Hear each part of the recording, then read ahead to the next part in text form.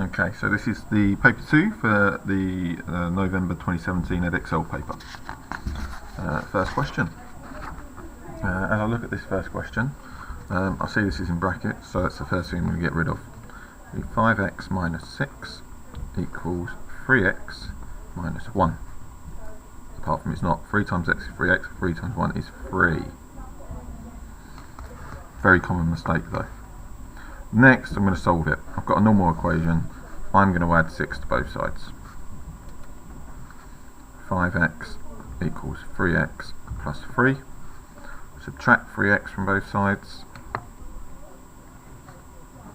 Would give me 2x equals 3. Divide by 2. X equals 3 over 2. Or, if you want to write it as 1.5, but 3 over 2 is fine, and that will get you the 3 marks. Question 2. Emily buys a pack of 12 water bottles. The pack costs £5.64. Emily sells all 12 bottles for 50p each. Work out the percentage profit. Give your answer to one decimal place. So we know that she bought the pack for £5.64. So each bottle would cost £5.64 divided by 12. Now remember, it is calculator, so make use of that calculator. 5.64 divided by 12, 0.47. Cost per bottle. She sells all the bottles for 50p each, so 50p minus the 47p equals 3p profit per bottle. However, it wants the percentage profit. Now that's going to be the 3p out of the original cost. Now it originally cost 47p per bottle.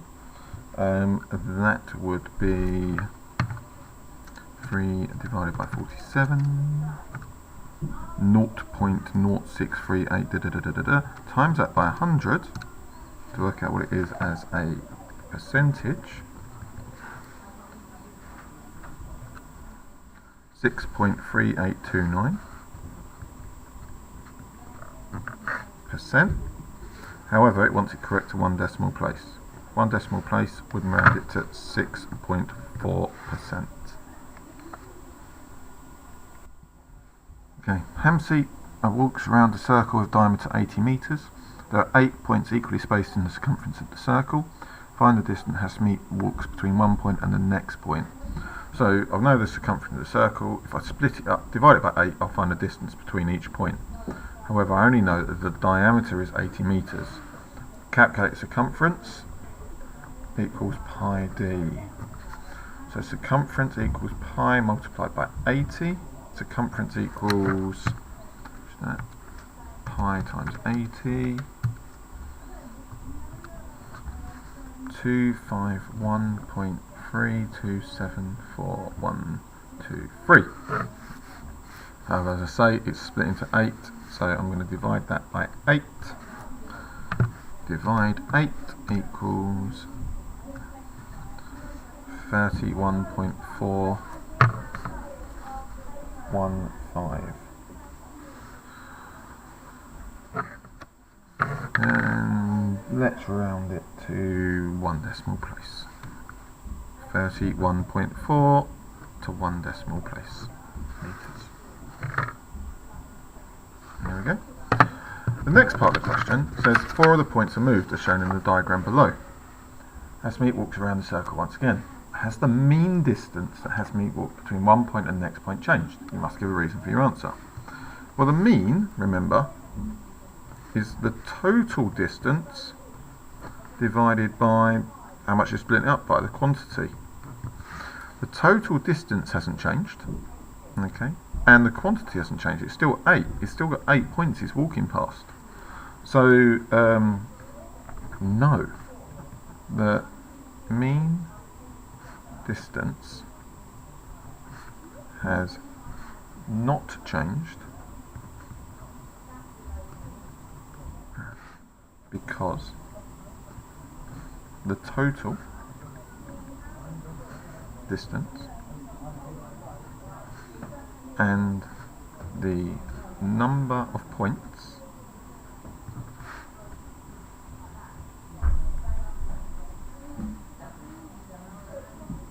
have not changed. There we go, all the marks. Some people look at this question.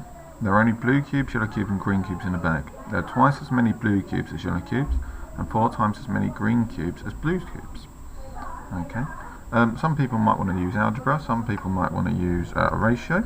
To be honest, I'm going to use a picture to start with. There are twice as many blue cubes as yellow cubes. Here's my yellow cube, looking very much like a circle, and that means I've got 2 blue ones.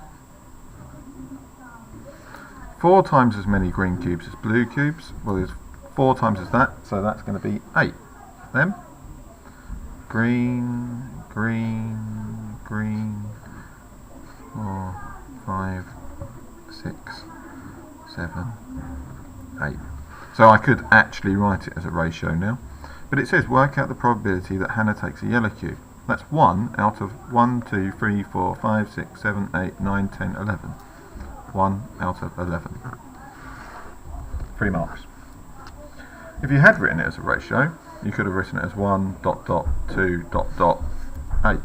Again, 1 yellow cube out of 1, 2, 3, 4, 5, 6, 7, 8, 9, 10, 11. Question 5. Now question 5 says rotate trapezium T 180 degrees about the origin. Label a new trapezium A. So if I get my trapezium T, draw it on some tracing paper, and I'm going to rotate it about the origin. I'm rotating it about this point here, about the origin. Now 180 degrees doesn't matter whether it's going to go clockwise or anti-clockwise. Put the pen on and rotate 180 degrees. It's over here. There, there, there, and there. Now I didn't use a ruler to do it on my tracing paper, but I will use a ruler now when I'm actually doing it on the paper. So I've got my ruler, I'll just join up those points.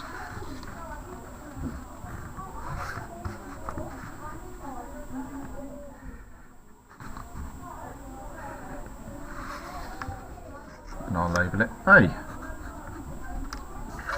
The second question says translate the trapezium by vector -1, -3. Now this means it's going to shift 1 left and 3 down. So if I take my trapezium, this point is going to go 1 left and 3 down. 1, 1, 2, 3. This point's going to go 1 left and 3 down. This point's going to go 1 left and 3 down. And this point's going to go 1 left and 3 down. And I shall label it again now.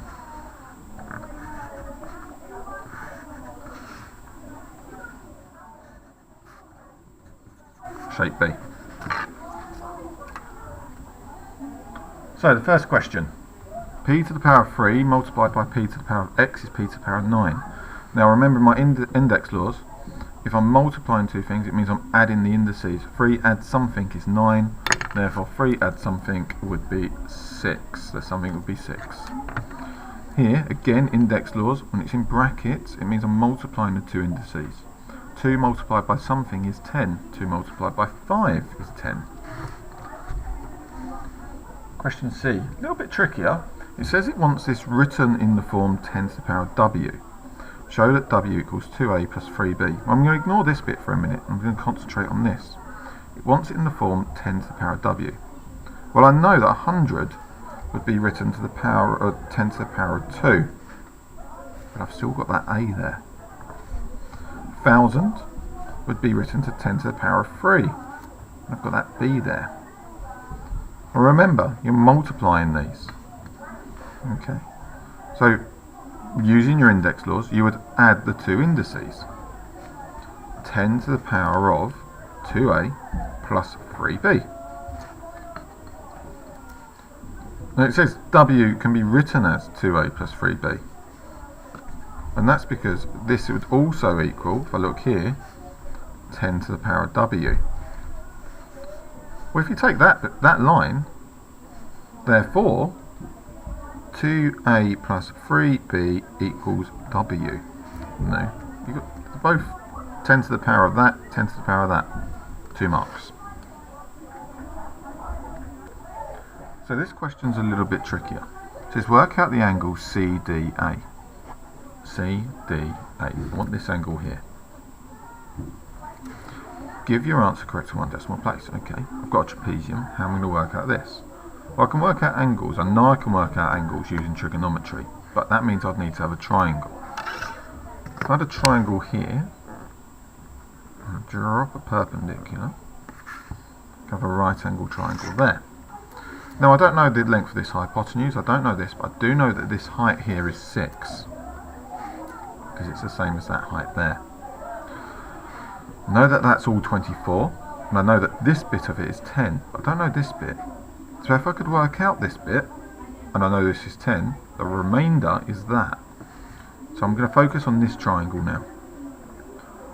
It's a right angle triangle, I've got two sides, and I'm after this side here. That's Pythagoras. Long side squared minus the short side squared will give you that short side squared.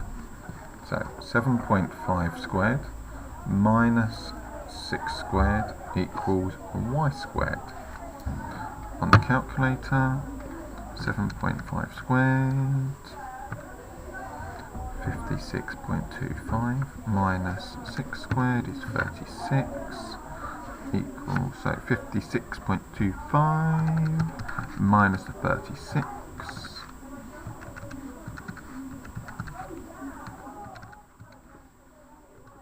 20.25, so y squared equals 20.25. Now if I don't want y squared, I just want y, so I'm going to square root it. Square root of 20.25, 4.5 centimetres. So I know that's 4.5 centimetres. All of it's 24, so 24 centimetres minus the 10 centimetres and the 4.5 centimetres. 24 centimetres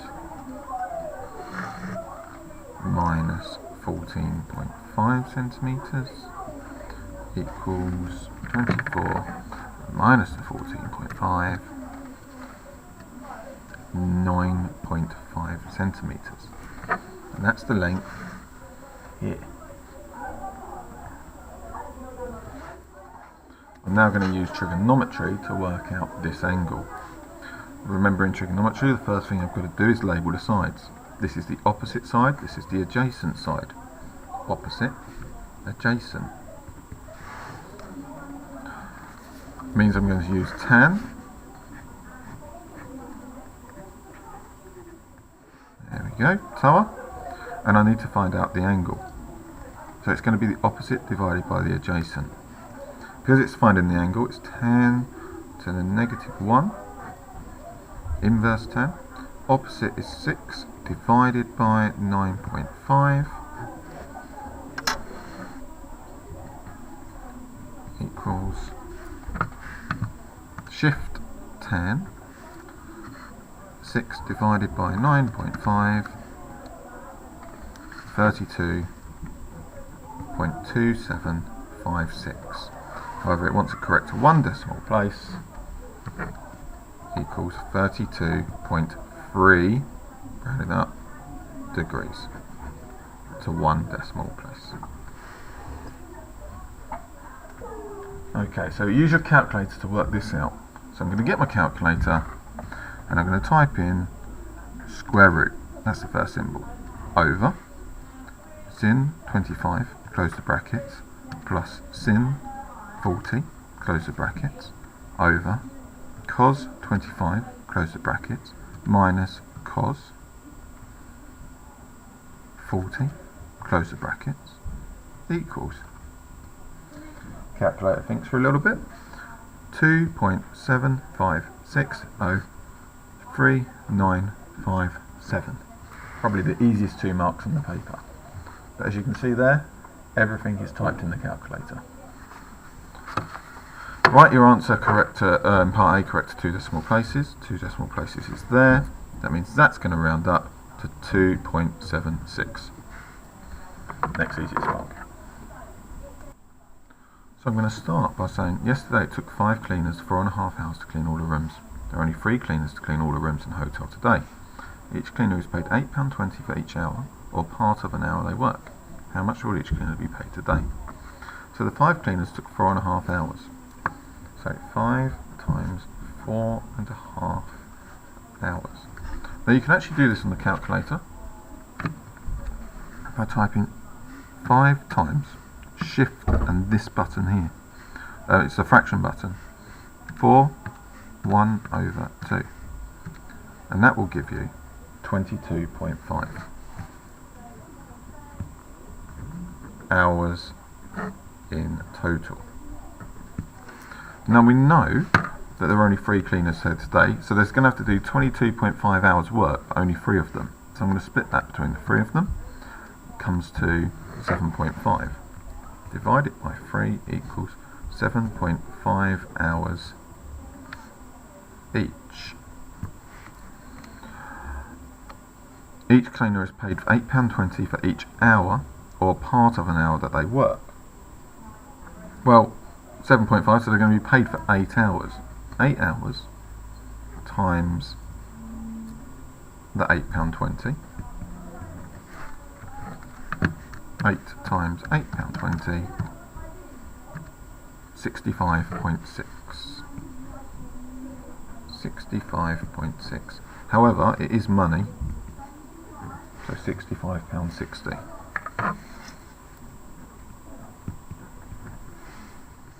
There we go. Okay, here's part of a distance time graph for a car's journey. Between which times, 2 times does the car travel its greatest speed? Give a reason for your answer. Well, here the car has stopped. It's not travelling anywhere, any distance in between 60 and 80 seconds, so that's not its greatest speed. Its greatest speed is actually here when the graph is steepest.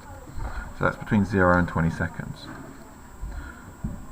Between 0 and 20 seconds, the graph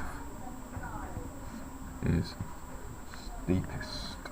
So you could say the graph's gradient is greatest.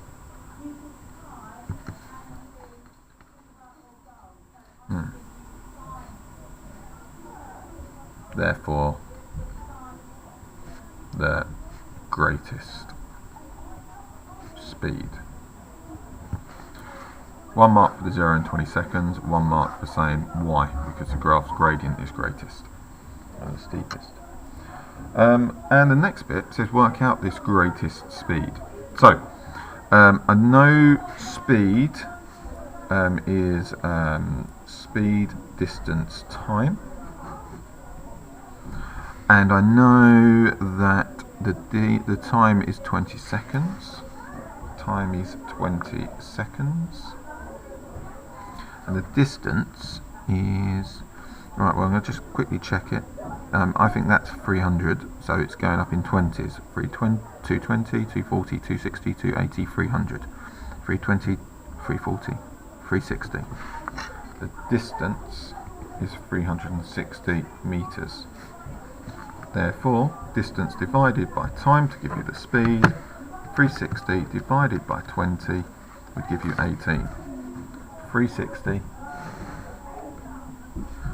divided by 20 equals 18. 18 meters per second. I'll just leave it there so you can see the working.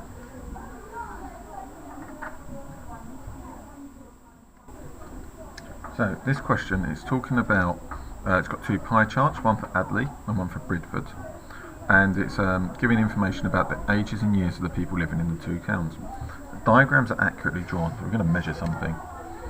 The question is actually saying the ratio of the number of people living in Adley to the number of people living in Bradford is given by the ratio of the areas of the pie chart. So we need to work out the areas of the pie charts. What proportion of the total number of people living in these two towns live in Adley and are aged from 0 to 19? First thing I'm going to do is work out the area of each pie chart. Area of Adley pie chart, area of Bradford pie chart. Now, area of a circle is pi r squared, so I need to work out the radius of those two. The radius of Adley, if I measure it here, is, I'm getting 4.5 centimetres. So it's going to be pi times 4.5 squared. And the area of Bradford, if I measure that, I'm getting 3.5 centimetres. Now this might be different depending on how your paper's been photocopied. But there's my two areas. I'm now going to work this out, and I'm going to leave them in terms of pi. I like terms of pi. It's not complicated decimals. 4.5 squared times by pi. 81 over 4 pi. And 3.5 squared multiplied by pi. 49 over 4 pi. So I've got my two areas. The next thing I need to look at, it says 0 to 19 in Adley. So I'm going to get my protractor and I'm going to measure the sector of 0 to 19 on Adley. There we go. Right up there. That is 70 degrees. 0 to 19 in Adley equals 70 degrees. Now, as a proportion of the pie chart, that's 70 degrees out the whole pie chart. So that's 70 out of 360. 70 out of 360. Let's keep it as that. 7 over 36. 7 out of 36 of everyone in Adley is between 0 to 19. So that's 7 out of 36 of the Adley area. 81 over 4 pi. Times 81 over 4 times pi equals 63 over 16 pi. Okay, so that is the area taken up by the 0 to 19s in Adley. However, it said a proportion of the total number of people living in these two towns live in Adley and but it's out of the total number. What proportion of the total number? Well, that's how many 0 to 19s in Adley. Out of the total of this was the total of everyone. So if I did total equals 81 out of 4 pi plus 49 out of 4 pi. Let's do that on the calculator now. 81 out of 4. 81 out of 4 pi plus 49 over 4 pi gives me 65 over 2 pi. So as a proportion, it's going to be this one divided by this one. 63 over 16 pi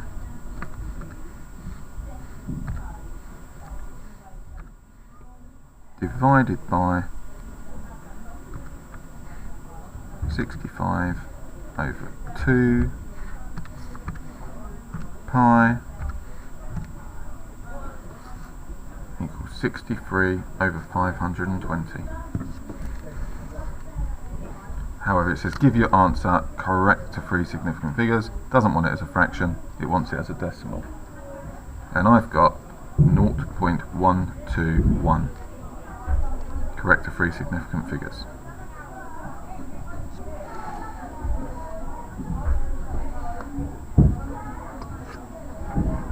Now, the answer actually says the mark is given in the mark is given for a correct answer in a range.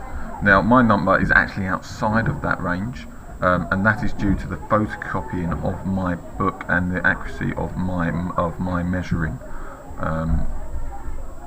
I'm guessing that if the paper was a little bit bigger, it would have been a little bit more accurate and a little bit easier to work on.